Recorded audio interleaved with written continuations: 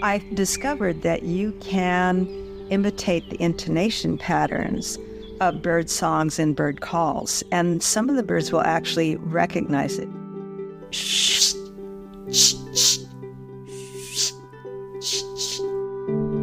I would also take colored pencils and do very detailed portraits of individual birds that had looked at me. And there I was, feeling the bird, feeling the life force of the bird, imagining I was the bird.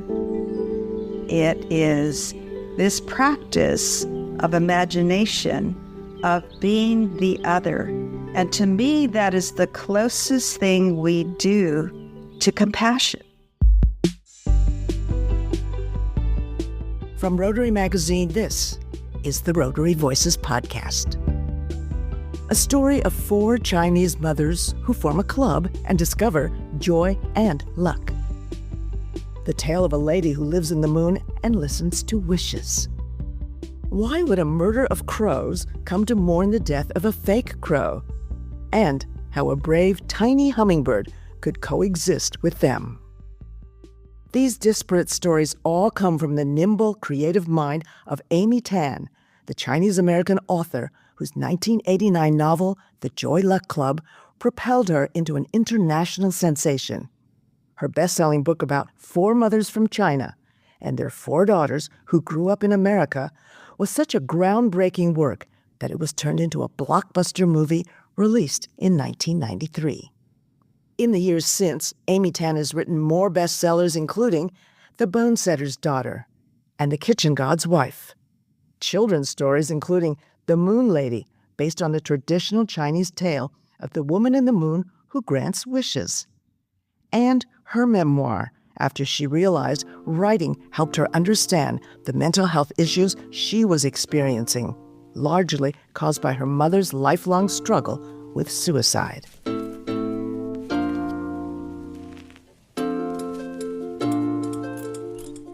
And now comes the Backyard Bird Chronicles, Amy Tan's written observations and beautiful drawings of the birds who came to her backyard and what happened as she spent more time, more energy, and more effort in welcoming a growing number of feather messengers into her backyard. Messengers because she learned how spending time with them in nature delivered her from the memories that still clung to her from her traumatic childhood. Given Rotary's focus on mental health and wellness, promoting acceptance and hope through the power of community, compassion, and support, I talk with Amy about her new book and discuss her past trauma, her path to find forgiveness, the therapeutic benefits of birdwatching, and some practical tips for people struggling with mental health issues.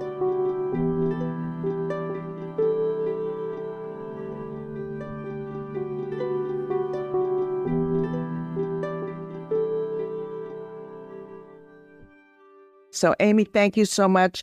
Your book taught me so much. Do you realize what you have now done with this book, what you have done for birds?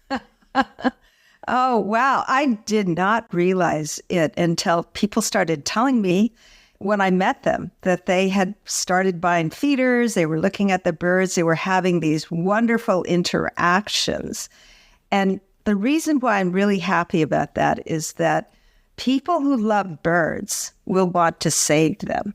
And that means we'll have more people concerned about conservation. So that gives me such delight about this book. I know. I think more people are wanting to save birds, but think about how many more millions of birds, because of you, are going to be fed. It's so terrific. Yeah. Also, I was so touched when you talk about seeing the birds eye to eye. When they look in your eyes, you look into their eyes, because I can't forget the day that I watched a hummingbird feed, and then all of a sudden it backed up and it turned to me. Yes. And it fluttered its wings for like 30 seconds and looked me right in the eye. Yeah, it's magical. And you just have this instant connection, and it's like falling in love. Yeah, it is falling in love. It definitely is. And it's happened to you over and over again too, right? It has. I have this expression, whenever I see a new bird, I call it new bird tachycardia. And then whenever I have a bird that looks me in the eye or does something unusual and acknowledges me, I have a similar feeling. It just hits my heart and it erases any kind of tension that I have for the day. Absolutely. And then one other thing you did with this book is squirrels. You have given you have given us a solution. Yes. Well, there are certain feeders you can buy, of course. I ended up making my own out of grid panels, but I also switched over to hot pepper, sunflower chips, and also suet. And they took one bite of that and they never came back. I had all kinds of tricks that I was trying to keep the squirrels away from the feeders, Yes. It looked like a gymnasium to just keep them away. And they're like Olympiads. They don't even come into the yard. They're in the trees. Well, I'm going to go out and buy the hot pepper suet and hope that there hasn't been a run on it because of all the people who read your book. Okay. Well, there are a lot of wild birds in limited stores across the country, so you can even order them from that. In the book, in your preface, there were 7 words that really hit me. And those words were, "It was my refuge from family chaos." Can you talk to me about that? Yeah. When I was growing up, there was a lot of drama in our family because my mother was suicidal. She had seen her mother kill herself. And that is a generational legacy that fortunately has skipped over my generation, me. But growing up, it would be any little thing that would set her off. Maybe somebody said something and she thought it was disrespectful. Or maybe we came late to dinner, or we didn't thank her, or we didn't go to something that she had wanted us to go to. You could see it on her face. Something was brewing that was unstoppable. And it would burst out. Maybe I should just kill myself. And we kids would be terrorized. And even though she tried only a few times in front of us, it was enough that we were fearful that this next time would be it.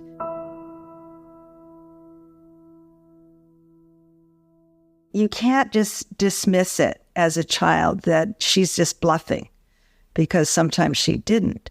So sometimes when things were crazy, she'd turn the furniture upside down. I remember at the age of 8 and 9 and 10, there was a creek nearby, and I would go down into the creek.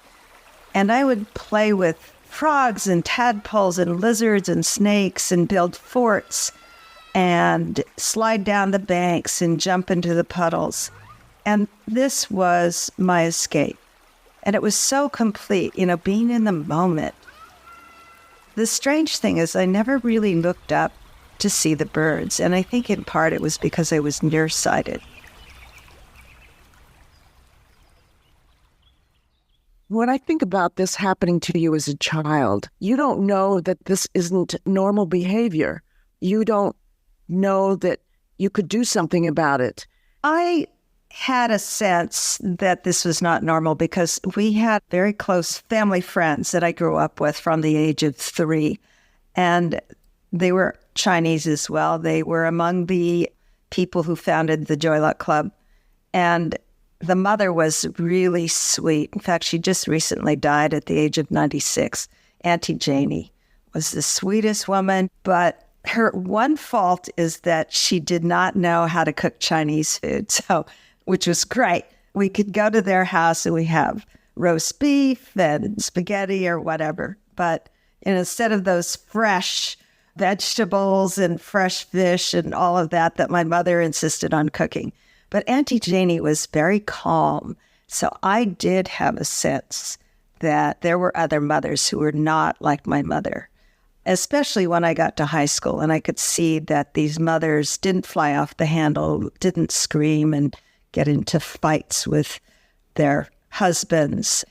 I asked somebody once who also had a very traumatic childhood, how is it that we ended up not having a lot of mental illness as a result? PTSD or anxiety, depression, all of those things. And she said, because we were smart kids and we knew it was not our fault.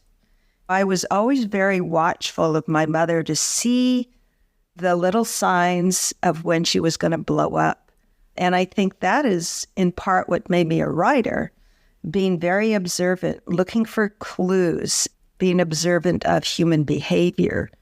And, I'm not perfect, but I have a husband who's really great. I can be obsessive like my mother, who would just never let go of something. She would remind me of things I did when I was 8, and I would have been 40 when she told me. But my husband, who's this very gentle soul I was lucky enough to find, will say to me, "Let it go, Amy." And that's our little secret code that I don't want to go spinning off like my mother. And he'll just say, "Let it go." And I'll think, yes, that is exactly what I have to do. And it works. It really works. Sometimes I will say to him, however, let me just get one more thing in. But it works. And then we get to laugh because, it's our password for him helping me to calm down. So when that happens, do you ever think to yourself, what if I had known that as a teenager and would have been able to say to my mom, "Let it go"? No. If I had said that to my mother, oh my God, I'd be an accessory to murder, because that would be something that would set her off completely. If I agreed with somebody she didn't like, she was talking about my aunt and felt that my aunt had insulted her. And I took my aunt's side by saying, I don't think she really meant that. That was enough to trigger my mother into a suicide threat. So telling her to let it go, that would be telling her to shut up. And that never would have gone over well. It is a very difficult situation for a child because this is your mother and you love your mother, but you're also afraid of her. There was nothing I could really say until I was an adult. And when I wrote my book and my mother read the first one, The Joy Luck Club, and she could see that I had actually listened to her, that I understood her, that is when she, on her own, let it go. She would wind herself up and get into this obsessive, angry state. And then she would say, I don't have to tell you, you understand because you're just like me. So that was really her therapy. I realized later that all she wanted was a witness to her life, the terrible life she had in the past, and then also to understand her frustration, her inability to communicate, for example.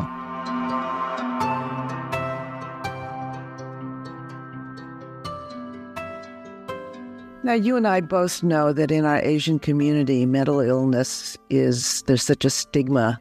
But one of the things that's very important to Rotary as an organization is to destigmatize mental illness, to try to understand it more, to encourage people to get treatment for it. What would you want to say to listeners of the podcast? One thing that I do talk about at times when people are talking about Asian Americans is that we're not homogenous, for one thing, and we're not the model minority without problems like a lot of people think.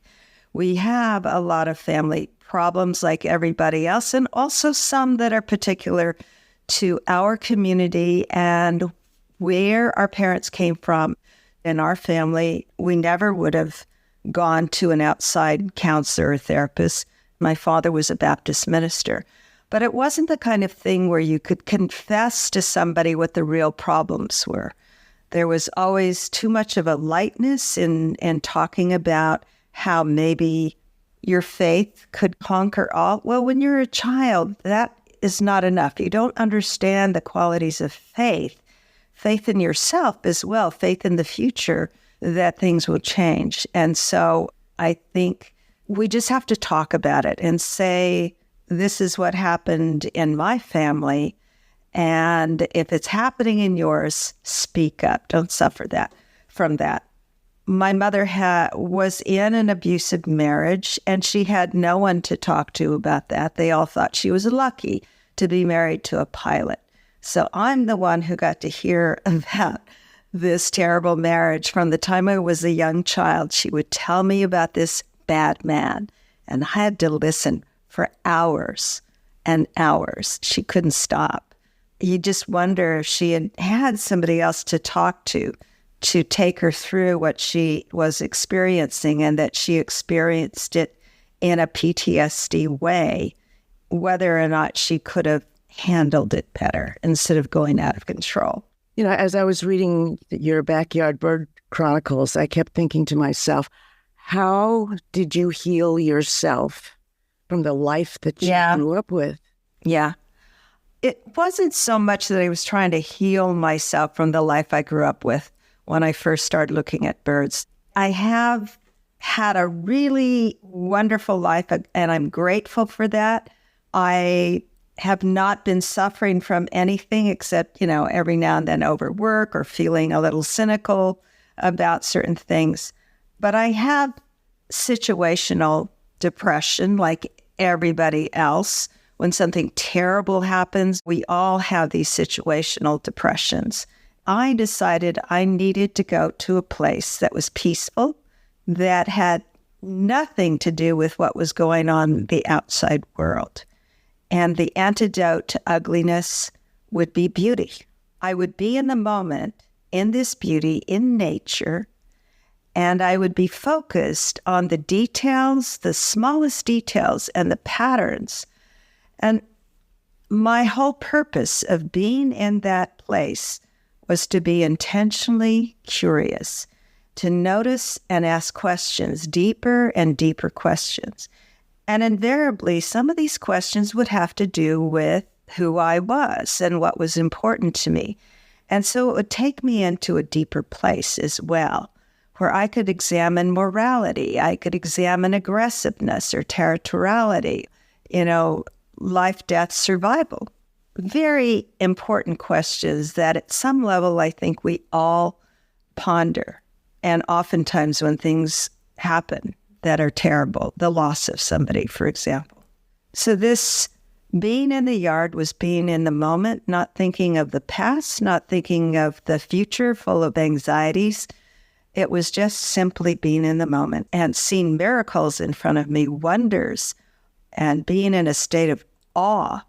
When you're in nature and you have that kind of attention, you're noticing things, you're putting it together, you're seeing the patterns, you understand it better. You don't understand it completely. The mystery is still there, which is wonderful as well. And so when I think about people who need to have respite from the kind of anguish that they have in their lives, whether it's a mental illness that does require that they seek help for that or medication, that they have something very complementary to what they're doing to become healthy. And that is to go into nature and to do that and just to cleanse the mind and go from there. That's so absolutely beautiful. As I was reading the book, the part where you talk, one of your mentors in birding was saying, be the bird. Because you can learn about a different side of yourself. Is that what you did? Well, what John Muir Laws, who was my mentor and teacher for nature journaling, he actually said, when you look at a bird and you're going to draw the bird, imagine that you are feeling the bird. You are feeling the life force of the bird. And that's important, the life force. What gives the bird its ability to be there in front of you alive? And I'm the fiction writer, so I took it that step forward, which is be the bird. Imagine I am the bird looking at me. So you have this conundrum of being the bird and also looking at the bird, but being each other. It is this practice of imagination, of being the other. And to me, that is the closest thing we do to compassion. When you're compassionate, you are imagining the life of that person and the circumstances, the conditions, all the pressures and the sadnesses and the difficulties. And you imagine being in their shoes, being in their home, having their history. That's what we do as fiction writers. We write the history, we write the situations. And so you have to be, when you're writing fiction, you have to be compassionate. And that, I think, helps me to be more compassionate to other people. I will say also that readers do the same thing. When you're reading a book, oftentimes you become those characters, and that's a good thing. So one of the things that people can do to feel better about themselves is to be compassionate toward other people. And you realize, we're all the universals of the things that we all suffer from. And you get to share the joys. You look at human nature and you say, what does our humanity mean? And I think it starts with compassion. As I was looking at your book, and when I say looking, it's because I was looking at the way your drawings improved as the years went by and the way that you were drawing. Did you find that as a therapy? I didn't use it as an escape hatch. It was not with any other purpose but the love of drawing. So once I took these lessons and learned how to do it, it was an obsession. If anything, I would have to stop because I loved it so much. I would draw these little scenes of the backyard, and then I would also take colored pencils and do very detailed portraits of individual birds that had looked at me. And there I was, feeling the bird, feeling the life force of the bird, imagining I was the bird, looking at the eye that had looked at me, trying to capture that gleam of life and every single feather, contemplating what a bird needs to do with each of these parts of its body to stay alive. And that gave me such deep satisfaction that certainly if I had depression, if I had anything going on, I could definitely just get out of that headspace. We do things with family members, with husbands, children, friends, but it's a different thing to be in your own head for that long period of time. Not lonely, but in solitude. And this is where you're with your mind and your feelings. They're not being buffered by anybody else. You're there. And so it's a good thing to do something that is creative, meaning you're doing something actively to make something that is meaningful, that makes something that's beautiful or fun. And I think that's something that we don't do often enough for ourselves in solitude, except maybe when we read. And those, I think, are important activities that we need to gift ourselves with. It might also be an important thing to gift ourselves with is to this understanding that it's okay to do these things that you enjoy, even though life is busy and there isn't time. Absolutely. I will have to say, especially among women, we are brought up to tend to others, whether it was from our parents who do that. It's the legacy we've inherited from generations of women. We're the ones who primarily take care of kids. We're the ones who are trying to figure out what their feelings are. And so we're giving a lot of ourselves to other people, and willingly, who doesn't want to give as much as we can to children? But often we don't have any time or a place for ourselves. We think of it as vacation or a little reward, and it shouldn't be a reward. It should be that we simply say, this is mine, and I'm going to take it. Now, what I did back in the 1980s, I was working too much, and I was working 90 billable hours a week. I was a freelance business writer, and I couldn't stop working. And this probably had to do with my upbringing of feeling that I had to, give myself to other people. I couldn't say no to these jobs because they would say, oh, you're the only one who can do it. If you could just do it by 9 this morning. And it's like 4 a.m. when they call. And I would say, oh, okay, I take this as being my calling in life. But instead, I had no life. And I decided at one point, somebody said to me, you're a workaholic, you should see a psychiatrist. It's one of the few times I actually went to a psychiatrist, and I'd be talking about all kinds of things. And I really didn't get any advice. Instead, he fell asleep on me 3 times. And at the end of a few months, I just said, I think that what I'm going to do is kind of a behavioral therapy for myself. And that is that I'm going to do something purely for myself. It has nothing to do with my job or my future or try to rise up to a position, getting better and better in a public way. I'm going to learn how to play jazz piano. And maybe I'll also try my hand at fiction writing stories. And then guess what stuck? The fiction writing, because I unexpectedly found out that through fiction writing, I could have this recognition of what was going on in my childhood and in myself and the thoughts that I had and understanding many different aspects of life, which the understanding in itself can really alleviate a lot of what makes us depressed, and feeling like there's no way we can get a foothold on anything else in life because something is dragging us down. And I think taking that 1 hour once a week or more, once a day would be great, and just say, this is my time for myself. You can't have 1 hour a day. Go for 10 minutes, and just say, this is my hour to go out and look at birds or to read poetry or to sew something or do some basketball hoops or whatever it is, something that just changes your perspective. And then you realize, yeah, you do have control.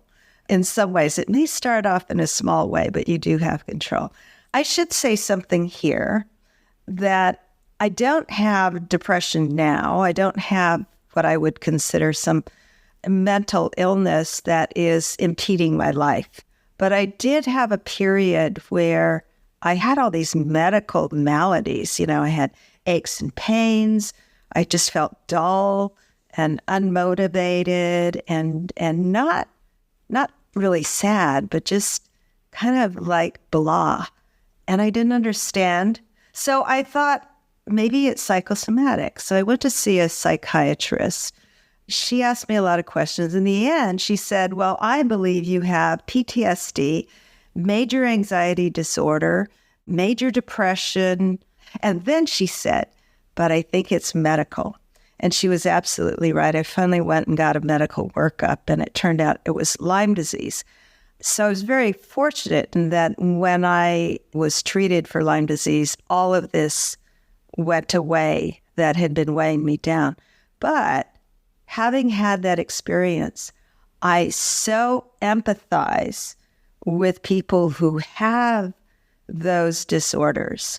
I know what it feels like now to have unrelenting anxiety. I had the feeling I had a knife at my back and somebody was going to stab me. It didn't make any sense.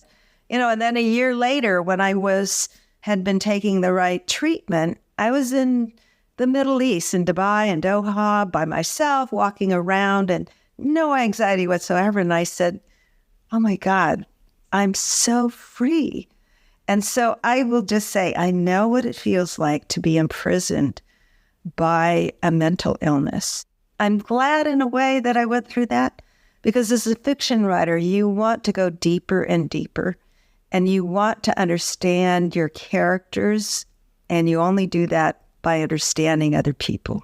So I've had that. I understand now much more my mother's own mental illness, and that allows me to be compassionate.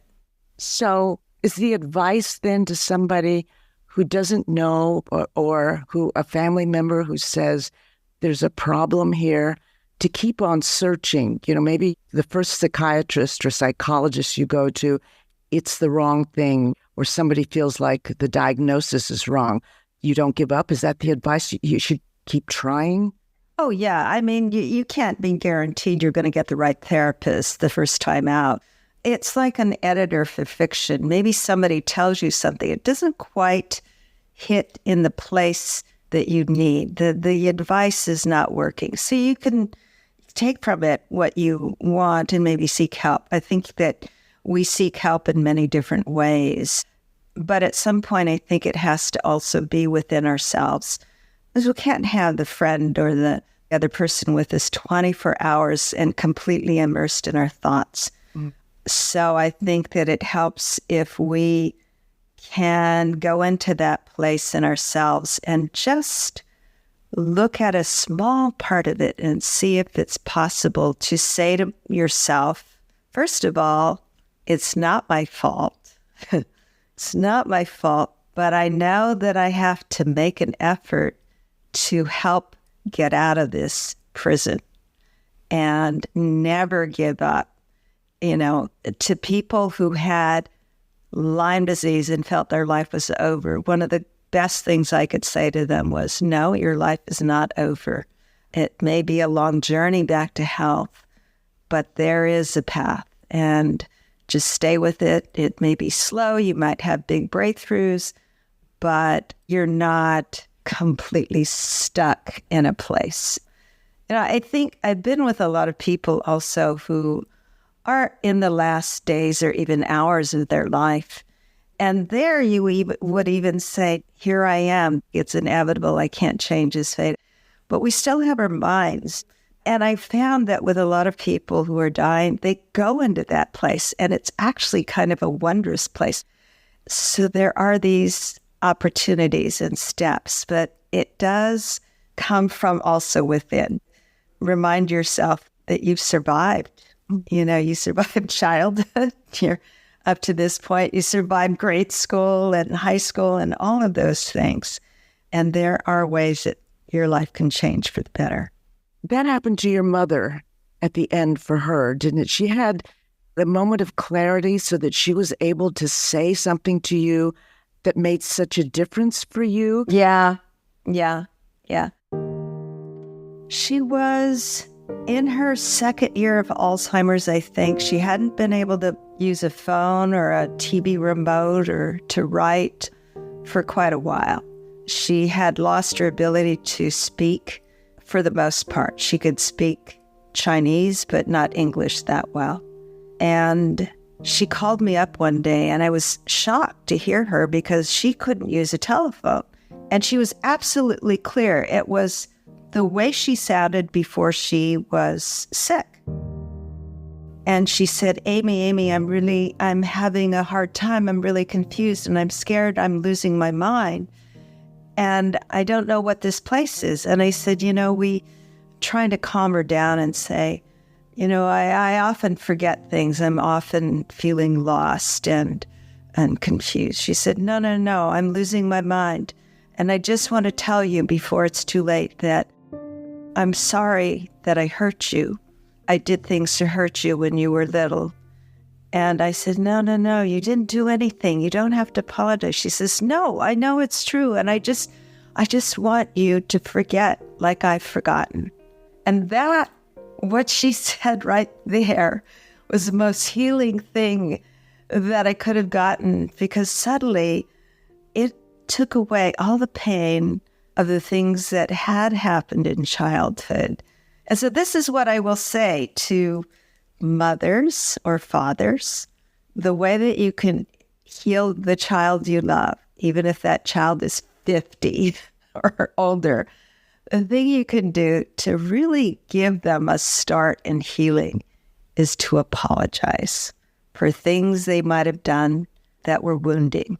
And it's not to say, if you felt wounded by what I did, it's to say, I know I wounded you, and I'm really sorry.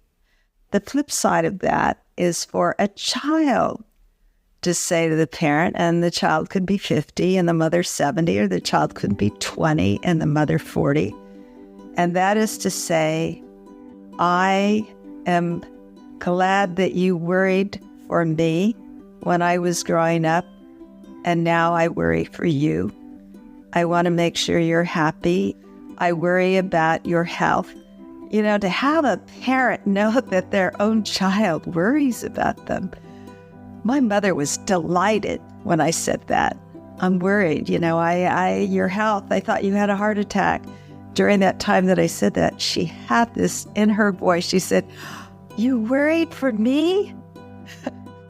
It was the greatest gift. And it's so simple, That's beautiful. Thank you for telling us about that. Thank you for that advice, too. I think that's wonderful. So you wrote in your book about the sounds that birds make. And, Yes. I'm reading your words about it. You talk about the clicks that the hummingbirds make. You talk about the cry that the California quails make. Yeah. And I thought, you wrote it out, but I want to hear you say it. Oh, God, I cannot imitate birds. For one thing, they have a syrinx and we have a larynx, and so they can produce sounds that we can't possibly produce. However, I've discovered that you can imitate the intonation patterns of bird songs and bird calls, and some of the birds will actually recognize it. So my call to the hummingbird in imitation of and this is just the intonation pattern, it's shh, shh, shh, shh, shh. If I do that enough times, the hummingbird will answer back and then come to me. Now, the quail, it's almost like they're a mother who's panicked that their child ran across the street and where are they? And it's like, woo-hoo, woo-hoo. It's never some peaceful little call that we're all doing great. Aren't we happy? It's always total anxiety. So if you're in an anxious moment, think of yourself as a California quail. The California towhee makes a loud chip, chip, chip. And what it sounds like is the low battery warning on your smoke alarm. So if you feel like you're getting alarmed by things, think about the California towhee and the way that it's making these alarm calls, and it'll just make you laugh. That sometimes we're worried about things might break down, and that's the California towhee. It doesn't do that because it's upset. It actually is the call that it makes. So what's your favorite bird sound? Hoo, hoo, hoo. It's the owl, the great horned owl. Uh-huh. And we had owls living in our backyard in the oak trees for about 8 months. It was a mother and a son. And the mother left in October, which was expected. She'd finished training him. And the son left in April. But the son came back with a girlfriend later on in October or November. And they courted and they did things. We knew they would leave. We didn't have any nests they could take over, and so they left. But the other day, we call her Moon Lady, the girlfriend came back, and she was there for a while, all day long. And we were so delighted.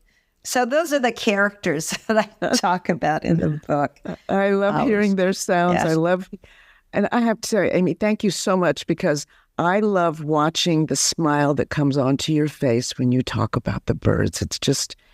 It's beautiful. It really is. Thank you. And I always have these. I forgot. I have these around my neck. The moment I get up, I have these very small 12-ounce binoculars. And they're excellent binoculars, but they're in a small size so that I can do this and draw. But also, whenever I see anything interesting, I immediately have my binoculars and can look. I saw a new bird just a few days ago.